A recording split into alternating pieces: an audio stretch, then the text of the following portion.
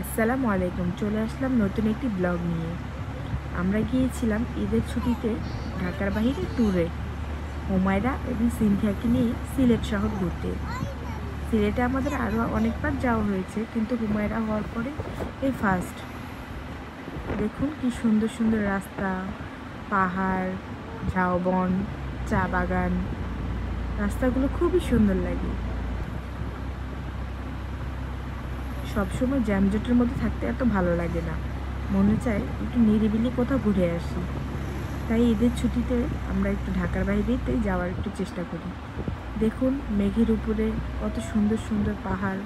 যত নিকটে যাচ্ছি মনে হচ্ছে মেঘগুলো কাটিয়ে যাচ্ছি, কুয়াশার মতো মেঘগুলো দেখা যাচ্ছে। কি দূরত্ব!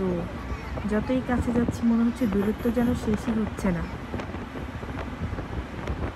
এত সুন্দর মনোরম পরিবেশ, আল্লাহর সৃষ্টি যে এত সুন্দর হতে পারে চোখে না দেখলে কখনো কল্পনাই করা যেত না। আমার মেয়েরা তো খুবই খুশি, তার বাবা, আমরা সবাই ফুল ফ্যামিলি চলে গিয়েছিলাম সিলেট শহরে। আমরা এখন যাচ্ছি জাফলংয়ে। রাস্তাগুলো যাচ্ছি আর যাচ্ছি, মনে হচ্ছে রাস্তাগুলো শেষই হচ্ছে না। কত সুন্দর পরিবেশ, চোখ ধাঁধানো যায়, চোখটা যেন জুড়িয়ে যায়।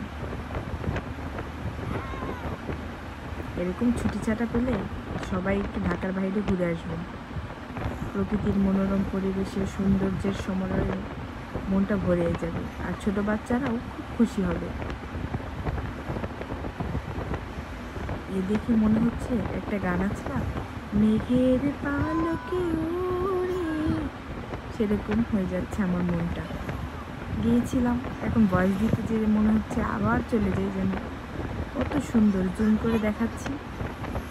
সামনে যাচ্ছি, যতই সামনে যাচ্ছি ততই মনে হচ্ছে যে কত দূরত্ব, কতক্ষণে পৌঁছে যাব, কতক্ষণে পৌঁছে যাবো। এই তো দেখতে দেখতে আমরা জাফলংয়ের পাহাড়ে চলে আসলাম।